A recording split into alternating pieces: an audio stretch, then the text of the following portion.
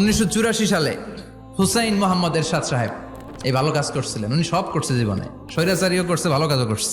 উনার কারণে আজ অবধি এই 84 থেকে আজ বাংলাদেশের রাষ্ট্রীয়ভাবে সাপ্তাহিক ছুটির দিন কোনটা? পৃথিবীর অনেক দেশে কিন্তু শুক্রবার ছুটির দিন না। আমি বছরের বেশিরভাগ সময় মালয়েশিয়াতে থাকি। মালয়েশিয়ার সাপ্তাহিক ছুটির দিন রবিবার। খ্রিস্টানদের সাথে অনেক বিজনেস, তো তারা যদি শুক্রবারে ছুটির দিন করে তাহলে সপ্তাহে 2 দিন ব্যবসা বাণিজ্য কাটা পড়ে যায়। নিজেদের কারণে শুক্রবার বন্ধ, যাদের সাথে বিজনেস ওদের কারণে রবিবার বন্ধ। আমরা আলহামদুলিল্লাহ আল্লাহর দেয়ায় পবিত্র দিনটাতে পেয়েছি জুমাবার। আলহামদুলিল্লাহ পড়েন আলহামদুলিল্লাহ।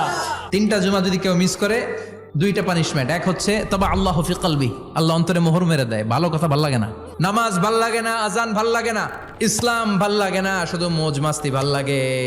এরকম আছে না নাই? জুমার নামাজে যায় না। আরেকটা হলো কুতিবা মিনাল মুনাফিকিন, মুনাফিকদের খাতায় নাম তুলে দেয় আল্লাহ হেফাজত করো।